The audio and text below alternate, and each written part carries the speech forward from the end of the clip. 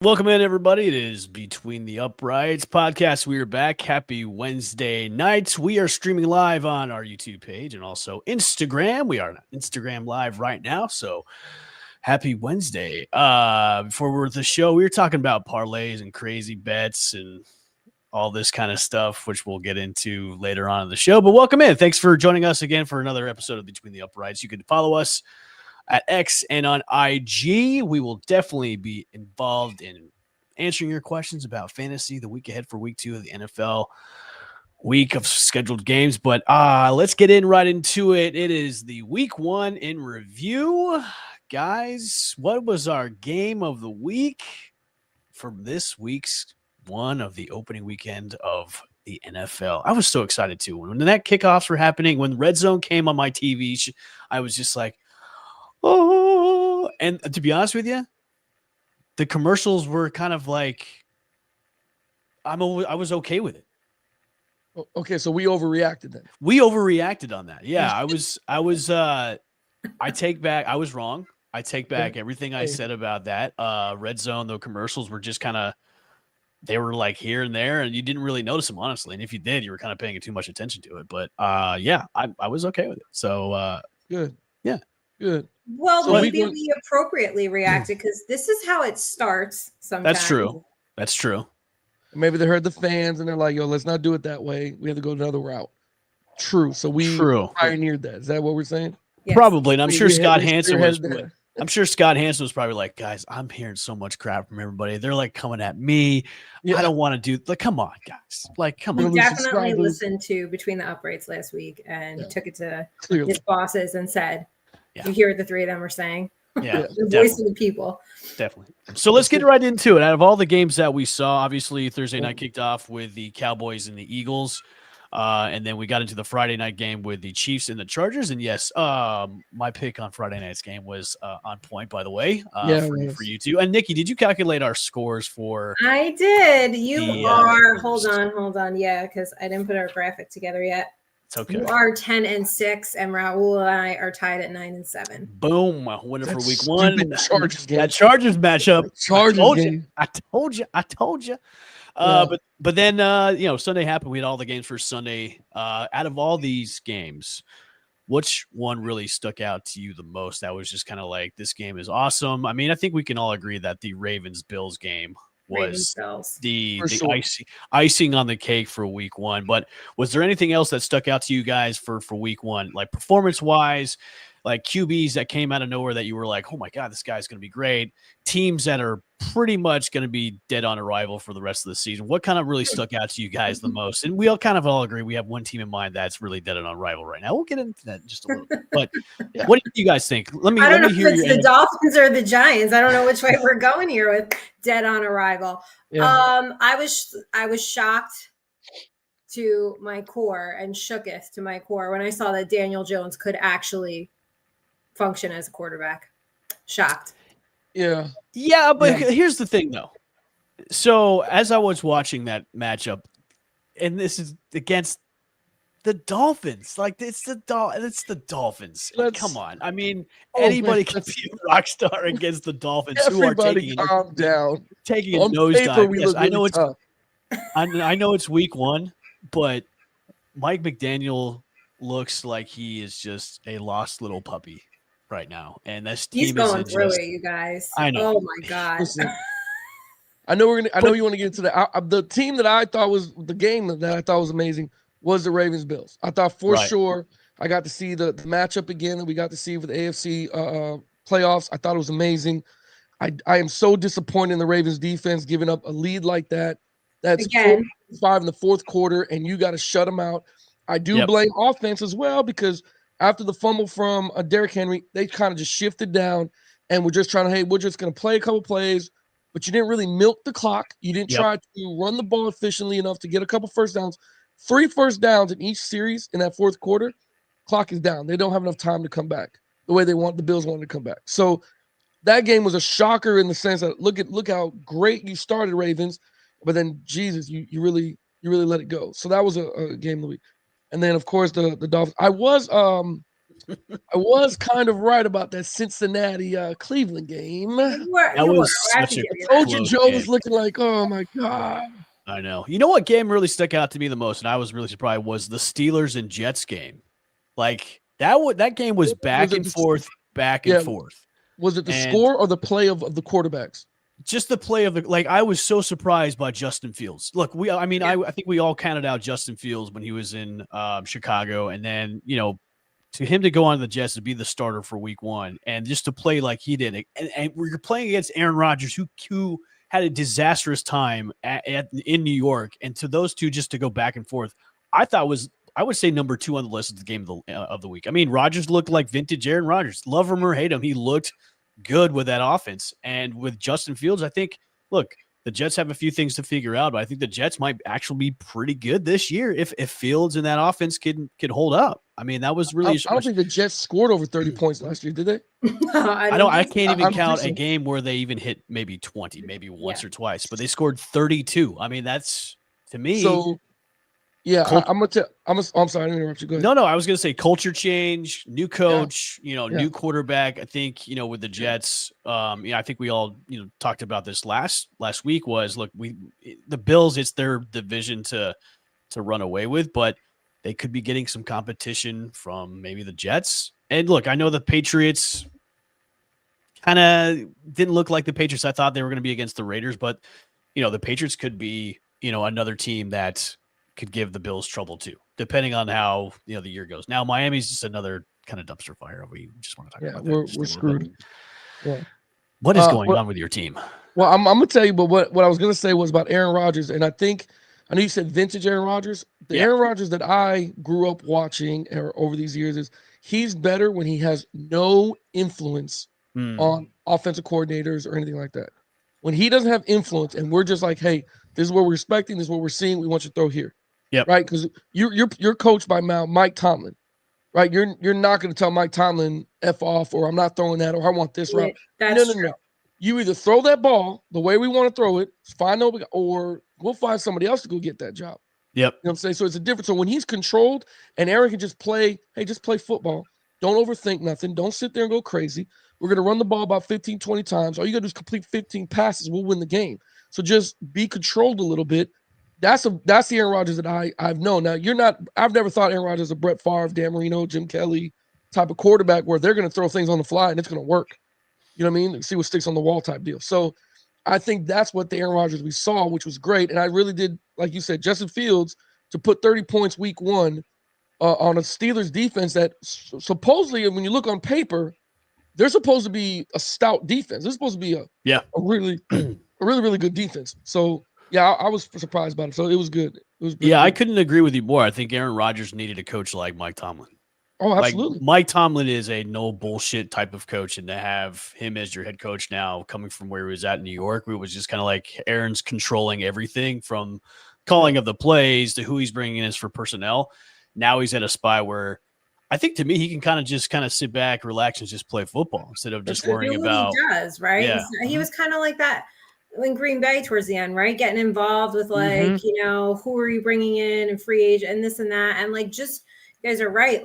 That's not going to fly with Mike Tomlin. No, not here. It's 2 alphas, and the one alpha dog was like, no, that's it. You're going to play football, and that's all you're going to worry about. Yeah, I think Aaron Rodgers really kind of understood the assignment coming into Pittsburgh was, look, this is ultimately Mike Tomlin's team. You are coming in as their quarterback, as almost a bridge quarterback to whoever they bring in as the starter, if it could be in the draft or another free agent quarterback when Aaron Rodgers decided to leave. So the mentality of him going to that team is, you know what, I'm just going to go and play football and not have to worry about all the other stuff I was worrying about before in New York and also Green Bay on my final time there. So, yeah, I was really – I honestly thought Aaron Rodgers wasn't going to do well, but he surprised the hell out of me throwing 4 tutties. So, yeah, I mean, good for him, especially against the former team that he was with for 2 years. Good for him. So good luck. What did he say in his press conference, you guys? He was happy to beat anyone associated everyone associated with the Jets. Yeah, he's snarky. I do appreciate that. He's snarky. Anything surprise-wise, players that we thought were going to be total duds that came out to be total studs for week one? Something that really surprised you guys? Well, Nikki hit it right on the head earlier. Daniel Jones. I mean, I was like, okay, this is going to be a kind of weak Indianapolis team. You know, you got Daniel Jones. They believe in him so much. I thought something was going to – nope. He looked lights out. He looked pretty good. I flabbergasted. I mean, but, you know, Giants Nation, because of that game, and everyone's like, well, it's Miami. That's not the point. Now, here's another player leaving New York going on to have success. Odell leaves, wins a Super Bowl. Saquon leaves, wins a Super Bowl. Daniel Jones leaves, well, you guys call him Indiana Jones, and lights it up. Like, what are, you know, it's been brutal over on this side of the world. It just makes you wonder, like in New York, and I know you say all the time you get a lot of slack for this, but in New York, what are you doing? Like, what's going on? You know what I mean? Because Daniel Jones, who's the head coach before Dable, before Brian, the new coach? Before Brian Dable, who do we have? Joe Judge, Pat Shurmur. Joe Judge, Pat Shurmur. So like, okay, so I can't blame too much of head coach, right? I can't blame too much because it's just the Giants going through some kind of phase. But you're absolutely right. Odell left, Saquon leaves, Daniel leaves, and I know it's just week one and we're probably overreacting on it, but that looked efficient. They've had a run game, they had a passing game. It looked efficient. An offensive line helps. An old line that actually wants to block for a QB looks freaking pretty amazing. The Giants haven't had it in 13 years. And, you know, if they don't win this Sunday, Nikki, what is the temperature with Giants fans right now? I mean, I know you're like kind of you're in Giants fandom. I mean, you're pretty much it when it comes to the temperature gauge.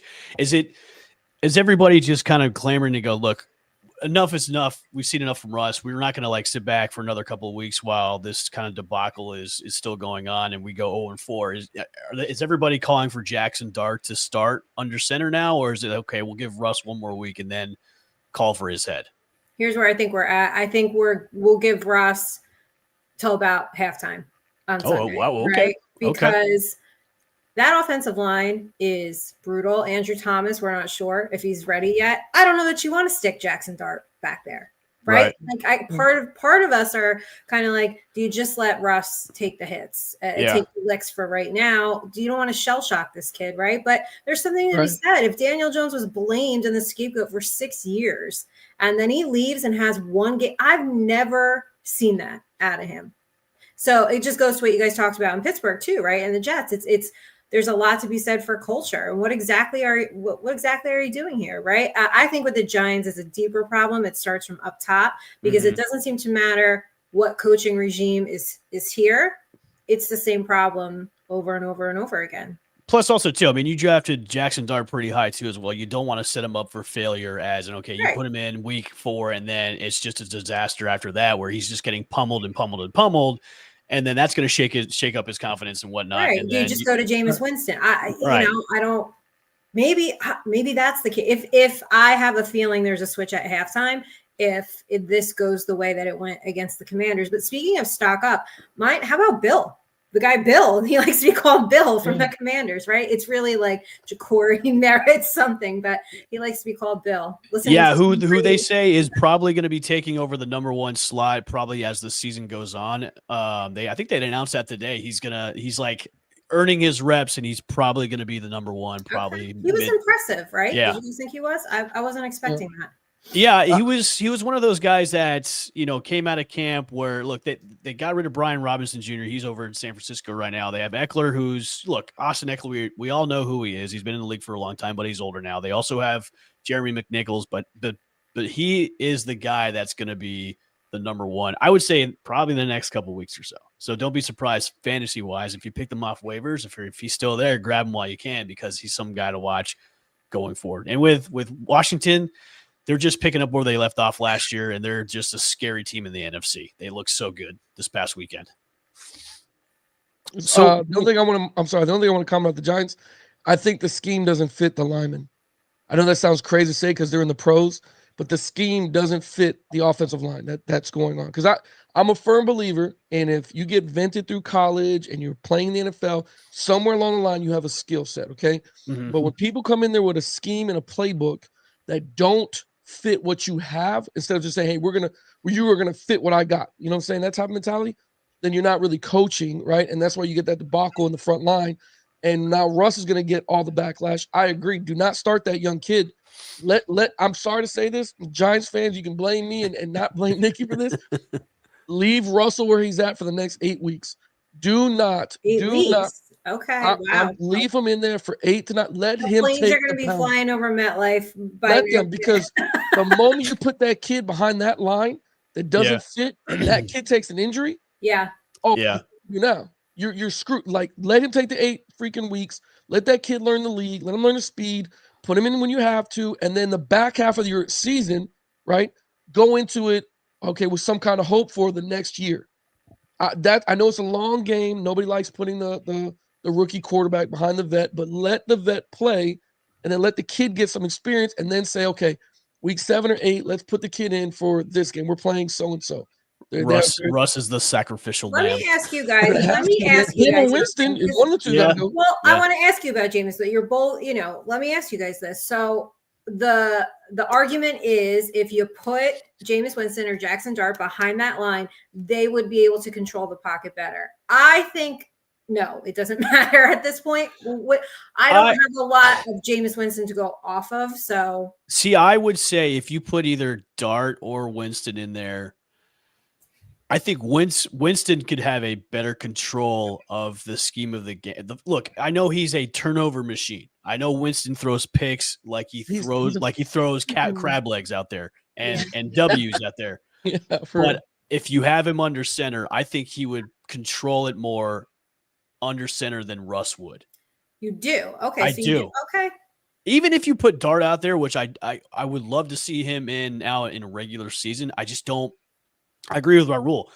Like, you don't want him to get pounded. You don't want him to take the hits, because if he gets injured, then that's your future down the drain. Like, depending on whatever, if you get like an ACL torn, if he gets a shoulder injury, you don't want to jeopardize your future because your O-line sucks. Have Russ be in there, take the hits, be the sacrificial lamb to get Daboll out of there and bring in a new regime after that, because Daboll's job is pretty much scorching hot. His hot seat is so bad right now.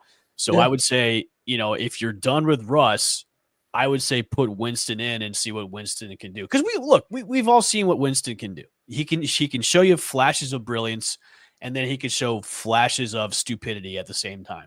But I think if you had Winston under center, I think you have more. I think the Giants would have the ability to win more games than they would have Russ under center. Interesting. And Russ, and again, I'm not in the locker room, so I don't know. But from just watching football games, do you ever really see Russ change at the line of scrimmage or move blockers or change protection? I don't see that. No. I've been coaching football a long time, and there's certain checks, calls that you would do, that you would learn and move a running back. You're going to do those things. I've seen him in Seattle. I didn't see much of it. I saw him at where was he last year? Jesus. Broncos. I didn't see much of it. Pittsburgh. Okay. Oh, Pittsburgh. Yeah, he was Pittsburgh, then Broncos before that. Yeah. I just don't see much of it from Russ. Winston, I agree. He's going to move the front. He's going to put guys because he don't want to get hit. But do not let the kid doesn't give you the best chance to move that pocket. The game's going to be so fast. He's playing against 34-year-old grown men with 2 mortgages, 3 ex-wives. You know what I mean? Like 6 car payments. Like this kid ain't going to freaking know that stuff. That I think some games he will, and you'll see like high ceiling for him. But yeah, I mean, I don't think for me, I'm not doing it.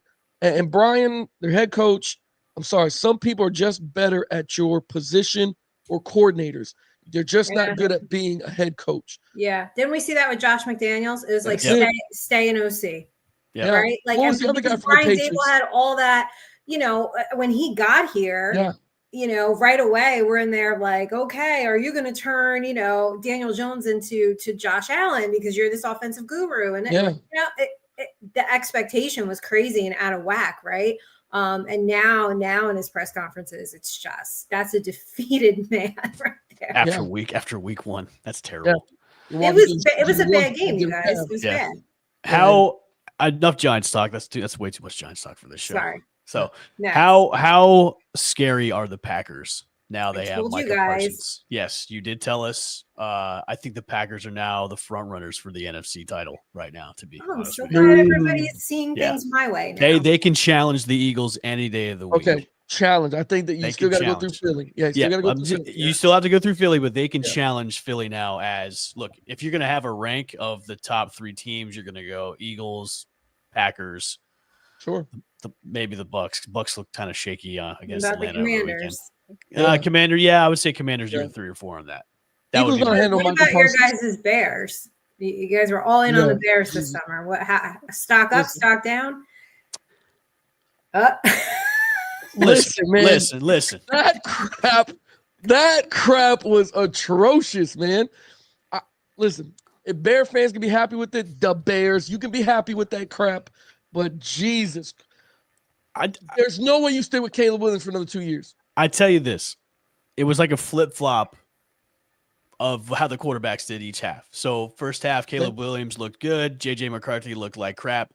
Second quarter, it was like, hey, Caleb Williams was like, hey, I'm going to play like J.J. McCarthy did in the first half and play like crap. And then J.J. McCarthy's like, nah, we're not having this. I'm going to win this game. So I would say with the Bears, it could be a work in progress because, look, new head coach, new offensive scheme.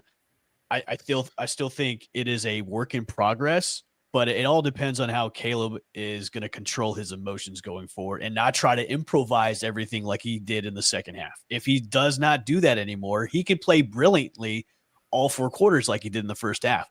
But I mean, what kind of head coach would you want for Caleb Williams? Like for me, if I'm a head coach in the NFL, which everybody thought Ben Johnson could be that coach, but I'm gonna tell Caleb in the meetings before we even start this goddamn season in OTAs. Listen to me very carefully. This game, this league, NFL stands for not for long. When you have a clean fucking pocket and you oversell that ball sails over his receivers by 10 yards. It's not even close. Like if hits the receiver's hands or drops or a little bit behind him, I could live with those things. When a receiver looks over his head and sees a ball like, where the hell are you throwing to? Like that kills me because for 8 months you've been practicing to perform for this shit. To me, I don't know how long you stay with Caleb Williams. I don't know. Were you guys mad about his shirt? No. It looked ridiculous. The undershirt he looked ridiculous, but I feel like people looked ridiculous with the undershirt that he had underneath his uniform. But there was other things that were ridiculous too. But I'm gonna regress. I wouldn't give up just yet, but I would say it's still a work in progress. If we're still at the halfway mark of the season, then you can go okay. I was gonna say, how long is his leash for you? I would say let's circle back at halfway. If he is not improved, look, remember it's a new system, it's a new coach. If he has not progressed and he's regressed by the halfway mark, then it's maybe we should look at somebody else to take over this because look what Ben Johnson did with Jared Goff in Detroit. Sure. Look at what he did with Jared Goff. And Jared Goff he had a resurrection going to Detroit. And if you can't fix Caleb Williams like you did Jared Goff, then you got to move on to somebody else. Ryan couldn't fix Daniel Jones like he did Josh Allen, but we'll see. Yeah, we'll see. All right, so let's talk about the Miami Dolphins, Raul. Let's talk about it. You're not getting out of this. Yeah, you're not getting out of this. So let's talk about it. I'm in the hot seat. Let's go. I'm good with it. I have so much to say, but I know we don't have time. So I'll break it down whatever questions you have. Go ahead. It is time. It is time to just clean house with this team. I don't know how long Mike McDaniels has. I think he'll be gone probably before the end of the season. But Tyreek, well, we all know his legal situations outside of the league. Football. But I bet you anything he's going to be traded back to the Kansas City Chiefs at some point this year. Yeah. But what is going on with the Miami Dolphins? So real quick, I'm going to say this. When Mike McDaniel first got the job, I said it back then, we're screwed. We're screwed. And I'm being honest with you because it's not that I don't like young coaches. It's not like young coaches. It's the fact that I know what comes with when you hire a guy like that out of 49ers, okay? You're going to take a playbook that's not yours, okay? You have all the offensive plays that you have, whatever the case may be. You're going to tweak it to make it yours so nobody thinks everybody knows it's a copycat league. You took the plays, okay. You don't know what to fucking call in what situations, on what downs, in what scenarios. Like, you are not the guy for this. Like, give up your play calling rights and stop. You don't know how to right. Oh, he calls the plays. Oh, I didn't know that. Okay. Oh, for sure. So then here's the other call for this. Segment number 2. You're a young guy that never played in the league. Is that an issue? No, it's not an issue if you are a hard ass. Hey, we all love the non-players, okay? We all love the non-players. I do. Love them. We love the non-players. But you have to be tough. You have to be, if you're you've never played in the NFL, right? And your stats stop at high school or whatever college, and you've never played in the league, you have to be hard.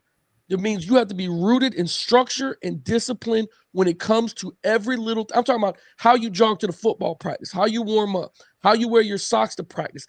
Every little thing has to be disciplined so they know this guy's not playing around and he's going to help decide if I get a check or not.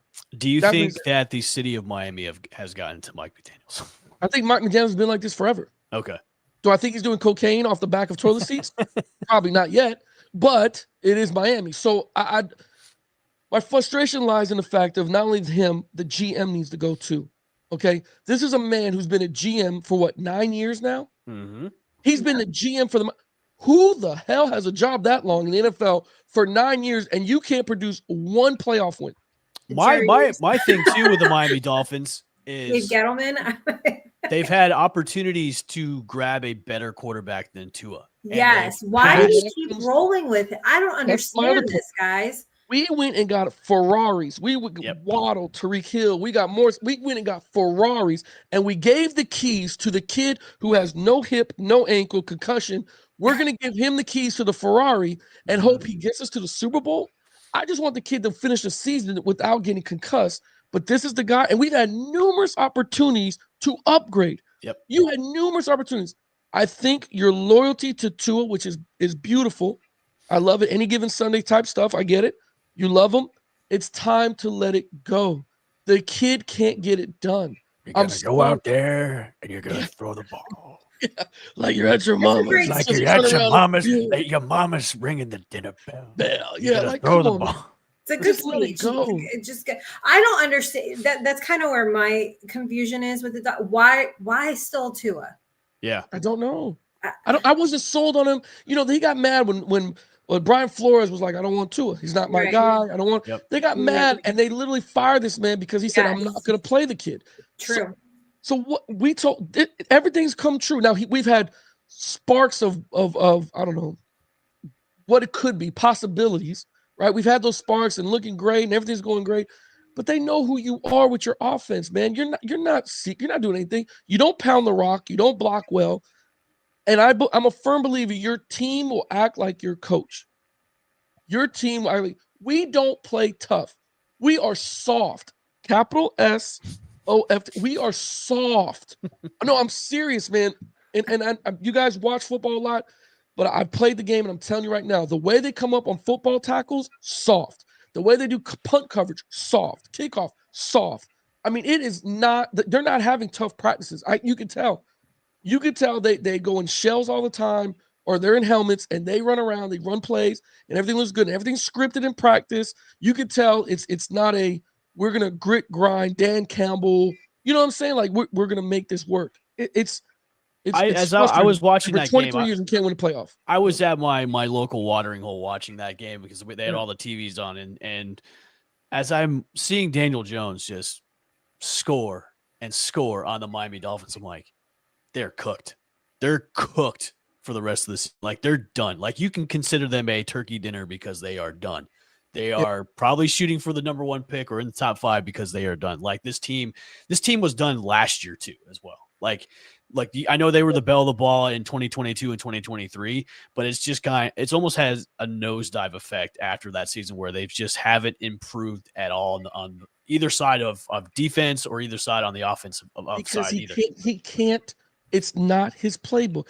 Think about Shanahan. Shanahan's going to have a playbook, and he's going to expand on it. He's going to revise it. You know, Kubiak, I don't know if you remember who that coach was. Kubiak a long time ago. Oh, yeah.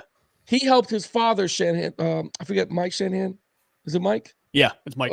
Mike Shanahan. So he helped his father, Shanahan's father, develop the run game with the Broncos when they had Terrell Davis. The stretch. Everything was off the stretch. Everything was off the stretch. And they developed a run game that just evolutionized other concepts in football that helped in the NFL. Okay. That's where it comes from. Where does McDaniel gonna go for? Where are you gonna go for advice? You're gonna go back to Shannon and say, "Hey, do you have any more plays I can borrow?" Like, what are you gonna do? You're not expanding on your playbook. You're not expanding. This is a man who doesn't like the tight end.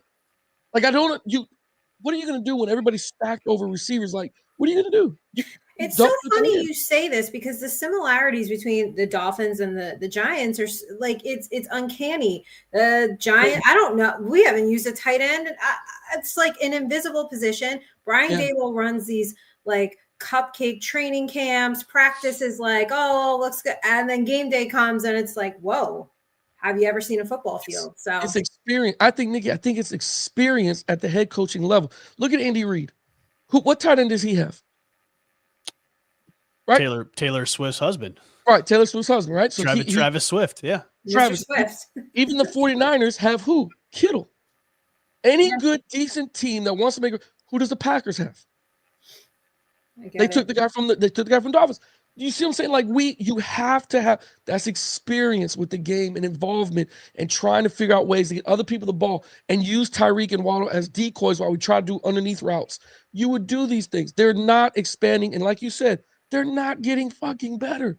We let go. The Eagles got our defensive coordinator, who I thought did amazing job when 8 starters went out and was still holding teams within 6 to 7 points, but offense just couldn't get another goddamn touchdown. Vic Fangio, like you couldn't. What we blamed him and said, oh, it's because defense. No, it's your play calling. If they don't let go of Mike McDaniel by week 5, I'll be surprised. If he's not going, just sitting here nice and pretty that my team's you could just sit there. Hey, it's not like the Bucs looked amazing. No, they didn't look amazing, but they did pull out a win against the Atlanta Falcons. Look, the Falcons always play the Bucs tough, and the Bucs have some things that need to work out. They do have some injuries to the offensive line. Tristan Wirfs is out; he'll be out till week 4, but they pulled out a victory. Look, I'm all for a W is a W in my book, and if you win it by a doink or wide right, which Younghoe Koo did, and I don't know if you guys saw the video of the guy that was watching the game with a leaf blower and then turned his leaf blower on, and you didn't see that one? Yeah, he turned his leaf blower on with Younghoe Koo, kicked the ball, and the ball went wide right on that game. But yeah, the Bucs do have some things to work on, but I think they're going to be all right going forward. I mean, Baker had an all right game. It wasn't too Baker-like, but Emeka Egbuka has welcomed himself to the NFL with 2 tutties, and it was looking like a superstar in that game on Sunday. So they look pretty good. So, all right, let's move on to close out week 1 review. Let's do some fraud watch. Which team's record doesn't really match reality, and whose player stock is up and down? So let's go with stock up, and stock down. Which player's stock is rising to the top, and which player's stock is just falling to the ground? We can exclude Miami Dolphins because we are talking about them. Well, for me, like I said, I think Bill on the Commanders, right? Okay. Stock up. He looked a lot better than I thought. Stock down for me, Drake May. Okay. Teams are going to have answers for you at the half. He's got to learn to adjust. He's got to learn to have some answers. I think he's got to get the ball, out a little quicker. And my fraud is just Jacksonville. I don't know what to make of Jacksonville right now. So I think it's a little fraudulent, but it's only week 1. Okay. Raul? I wasn't impressed with old Travis Hunter. I was not impressed with the hype of it. I'm not saying he's not a dog or he can make some plays here and there, but I wasn't impressed by everything that you remember, the whole draft, and when he's going to play both sides of the ball and he's going to do all this. And even people know like that's difficult to do. You might come down in situations to play defense, but you can't go both ways the whole game, especially in the NFL. I wasn't surprised with this. I think his stock is like, he's exactly what I thought he was going to be. They didn't really get him involved either, so I don't know. I'm waiting to see Malik. Malik, yep. Malik, yeah. I didn't like the body language, but I want to see what he's going to – I'm waiting to see what he has. But, again, he's in New York, so it is what it is. Who else? I don't think Drake London looked okay. DJ Moore looked okay. I don't know. You know what? I didn't see much of Mark Andrews. I didn't see much of him. I think his stock. I don't know what they're doing with him, but Oh, they're just waiting until Isaiah likely comes back, and then they'll be thrown to him more. Oh, I like him. I have them both in fantasy. So yeah, okay. I like Isaiah, man. But other than that, I don't know. There's nobody else that. You got a fraud? You got a fraud team yet? Fraud team. Probably those goddamn Dolphins. Well, the question on here was which team's record doesn't match reality. I would say that your team's record matches reality. Yeah, it does. Well, on paper it looks like it's not, but I haven't week 1. It's hard to see who's really fraud right now. Yeah. Week 1 you really don't have people change, teams change, and then coordinators, so you don't really get to see what they're really made of. But by week 3, I'm sure we're gonna see okay, this doesn't match up what we see. If I see Steelers 1-2 by that time, I'm like, something's not right there. You know what I mean? But for right now, I don't think I have a fraud team. No, I got to see it. I don't know. I got to wait a little bit longer for that. Okay. Yeah. All right. For me, it's the Colts that is kind of a fraud team. 1-0 against you go 1-0. You beat up the Miami Dolphins. I want to see how you do in week 2 and week 3, and then we can see if you're really actually a contender in that division, and especially with Daniel Jones behind center. I want to see him go against competition instead of non-competition on that. So I know the 1-0 is great. I don't think it matches the reality when he comes crashing down to the ground. All right. Yeah.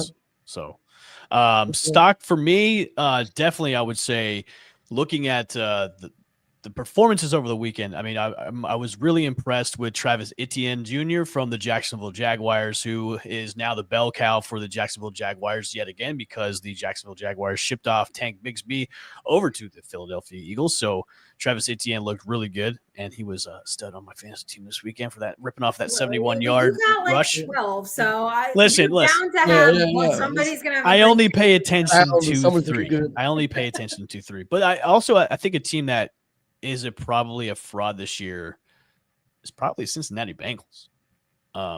If you're gonna go down to the wire with the Cleveland Browns, that to me says you're in for some trouble for the rest of the season. They got Jacksonville this week. I think that's why Jacksonville's my fraud, because I think they're gonna have a come to reality moment, and Joe Burrow's gonna have a big day. We'll see. Let's lead it. Well, that leads us into our next segment. Let's go to fantasy fallout. Let's go into some studs and duds, and then we'll do some great waiver wire pickups for week 2. And then Nikki will go into some betting slip breakdowns for Bet on the Block too. So Raul, what do we got for this week? Fallouts? Oh my God! Don't pick anybody on the Dolphins. I'll tell you that much. No, I'm just kidding. So don't insult our audience. No, I'm bitter, man. I'm so bitter. So the only thing I have left is high school football now. USF beat UF, so you got the Bulls. So. USF has to play Miami Hurricanes this weekend, so I'm a nervous wreck because I don't know what's going to happen. But fantasy football wise, keep your guys that showed out week 1, right? So your Josh Allens, your Lamar Jacksons, your Justin Huberts. Even I was actually, now that I think about it, I was a little bit surprised by Kyler Murray. I will say that. I know that sounds crazy because I crapped on this guy all freaking summer. But I see those guys doing receivers wise. Drake London for the Falcons, I think, is maybe a potential playover for DJ Moore. Does that make sense? Okay. Yeah, it does make sense. He was injured on the first game, but they said he's going to be. I think he's going to be good for week 2. So yeah, maybe we'll see. I don't know that type of injury, but Brock Bowers for the Raiders, option to consider. I don't know if that's going to be going. I would bench Mark Andrews and figure out who else they're going to freaking use. So those guys, that's my thing. Jaden Daniels goes against the Packers this week, so be careful with that. If you're a true Washington fan, sure. That Packers look pretty fast. So that's my little take on what to go through. I don't think there was anybody who truly had a fallout other than Tua, Tyreek Hill, Jalen Waddle, everybody on the Miami Dolphins, the Water Girls, the freaking trainers. Yeah. Before we get into Bet on the Blonde, I want to say, I want to ask you both: are the Chargers for real? I think so. Okay, they are my pick for that division. So I think so.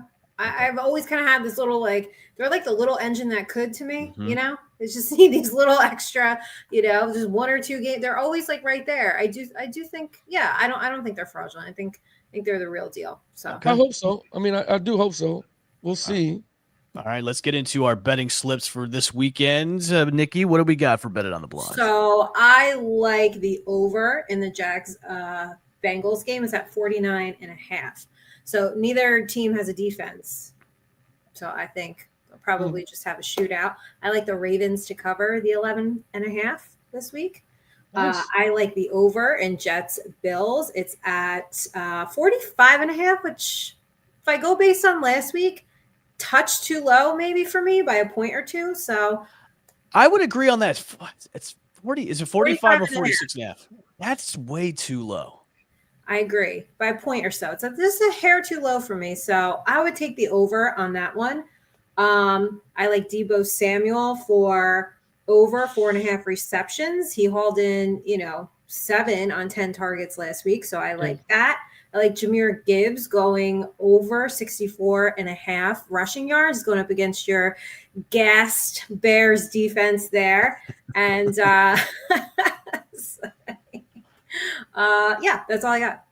Okay, gotcha. All right, let's go into our Thursday night preview. I think this is a really intriguing game. It is the Washington Commanders going against the Green Bay Packers. Both 1-0, both coming off great victories last week. The spread is 3.5. Green Bay is favored. The over-under is 48.5 for this game. This game is, to me, hopefully going to be one of the highlights of the week. I'm kind of like on the fence about who to take in this game because both are really good teams. Who do we got for the Thursday night game? I would just like to say, take the over here. I think this is going to be a heavy passing game. How many times does Micah Parsons get to Jaden Daniels? Let's see. I'm going to say 2 at least. Oh, 2 sacks for Micah Parsons. Okay. That's safe. That's good. Shit, I don't know, man. He looked good. Don't get me wrong. He did look good, but I mean, Washington, I don't know. It depends on where they play him at. If they play him off the edge, yeah. If they rush him off the edge or extend him inside with a stunt, maybe he gets into him more times. I don't know. I was safe to say 2, but I'm gonna venture off to say maybe he gets to rush Jaden Daniels at least 4 or 5 times, like sacks, maybe 2 or 3. Yeah, sure. Just because it's Micah, you never know. But I got to see how that works because the old line for them, they protect pretty fairly well. All right, so who do we got for the Thursday night game? Who do we got? I'm going with Packers. Yeah, I'm going to take Green Bay on this one.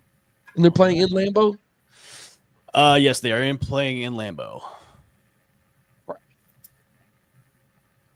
Yeah, I'll take Packers. All right, here we go. Here we go. The hesitation. That means the Commanders might be close to winning. All right, let's get into our week 2 picks as our time expires here on the show. Thanks for joining in with us at Between the Uprights. Let's go down the line. We got the Jaguars and the Bengals. Who we got? Bengals. Bengals for me. Giants and the Cowboys. Cowboys. Nikki picking against your team. How could you? I'm not. Could you imagine if? Come on. I know. Across the board, I'm going with Cowboys as well. Bears and Lions. Who do we got? Lions for me. Rams and Titans. Rams for me. Patriots. Dolphins. Patriots all the way. 49ers and the Saints. Brock Purdy is going to be out. George Kittle is out. So Mac Jones will be under center for the 49ers against the Saints. Oh, well. Oh, my God. Did you see those jerseys? I think. Those jerseys were horrendous, by the way. They look like something at a Little League. Did you see those? It's like somebody made something at mom's house. Like, yes, Jesus. These Saints are a mess, and let's just keep it that way. They are a mess. I got it. If those guys are out, I'll go with Spencer. I don't even like Spencer. Yeah, Saints. I'll go with Saints. I'm going 49ers. Even though they were out, you gave that pretty good, by the way. Like, oh, they're out. Nothing you can do. I'm going 49ers. I think they can still get it done. I still think they can get it done. You're playing at home, Saints playing in New Orleans? They are playing in New Orleans, in the Superdome. All right, I'll stick with it. All right, Nikki? San Fran. Okay, Bills and Jets. Bills. Seahawks and the Steelers. This one was tough for me, but I'm going to go with the Steelers. I'm going Steelers. Yeah, I'll go Steelers. Yeah. All right, Browns and Ravens. Ravens plus 11.5. One more. Bet responsibly. Lamar and Zay Flowers were money for me in my fantasy. Ooh, league, yeah. So, I got that combination, so that helped me out a lot. Do Broncos, you know, like fantasy 1, fantasy 2, fantasy 3. well, like they're each named different, so I've got them in like I've got 2 and no, I've got 3. No, I've got 4 in Sleeper, 1 in ESPN, and then 2 in Yahoo. So Jesus. God bless you. Oh, so here's something cool. Little side note. I suggest next year you guys play a guillotine league or a guillotine league. It's awesome. So if you beat somebody in the league, you get to chop their head off in the Yahoo app. It's really cool. And then you get to pick up their players that were dropped. So you have the opportunity to pick their players on the waiver wire and bid for them to put them on your team each week. Nice. It's really cool. Yeah, it's really cool. All right, so Broncos, Colts, both coming off victories. They'll see if Daniel Jones is for real or not for real. Who we got in the Broncos and Colts? I got Denver. This will be the real fraud test, right? Yeah. I think This will be the test for Daniel Jones. I've got Broncos too as well. Panthers and Cardinals. I think we can all say the Panthers are a disaster once again against Kyler Murray and the Cardinals. Yeah, Kyler Murray. Yeah. Cardinals for me. All right, we've got a Super Bowl rematch for a 425 game, which is kind of surprising. This is not the matinee game for Sunday night. It is the Eagles and the Chiefs. I like that. Yeah, I like that. I'm gonna go Eagles. I'm gonna go Eagles too as well. Eagles. All right, and the Sunday night game, the Falcons and the Vikings. Vikings. I'm going Falcons on this one. Yeah, I'm gonna go Atlanta too. I like Michael Penix the way he looked. All right, and we got 2 Monday night games. First on the 7:00 spot is our Tampa Bay Buccaneers versus the Houston Texans. I'm going Tampa Bay. Tampa. Houston. Ooh, interesting. What is that? You're gonna try to jumble them together? Houston Bay. Houston. All right, and then for the late game, we've got the Chargers versus the Raiders. Chargers for me too as well. Yeah. All right, those have been our picks for week 2. We will definitely have our picks on our Instagram page. We can see below at Between the Upright podcast because they wouldn't give us the D. Let's do some bold predictions before we get on out of here. What do we got for week 2 bold predictions? Hold on, I did have a bold prediction. Oh, that Jackson Dart does see the field. Oh, this week, huh? Yeah. Yeah. Okay. Oldie. That is very bold. Bold. Yeah. What do you got, Rebel? Bold prediction. Tua gets a concussion. No, that's not bold. That's not bold. That's probably going to happen. I think we get to see the real Aaron Rodgers. Okay. I think we get to see the real guy behind the gun and see what's going on. You know what I mean? Okay. I like that. My bold prediction, the Jets will score more than 20 points against the Bills. Sure. I like that. So. Yeah. I think the Bills have a problem with running quarterbacks. Yeah. And Bills likes to run a lot, so we'll see how Bills need a defense. They do. They should probably look into that at some point. All right. Well, thanks everybody for joining in to Between the Uprights podcast. We will have everything posted up on our Instagram page and also our X Twitter handle as well. Make sure to go on there, subscribe, and hit the notification bell, as well as our YouTube page as well. We like viewers and we like you. So make sure you go on and subscribe and hit the notification bell when new episodes drop, which is every Wednesday night at 8:30 p.m. Eastern Standard Time. For myself, Raul, and Nikki, we'll see you guys next week. Peace. Bye.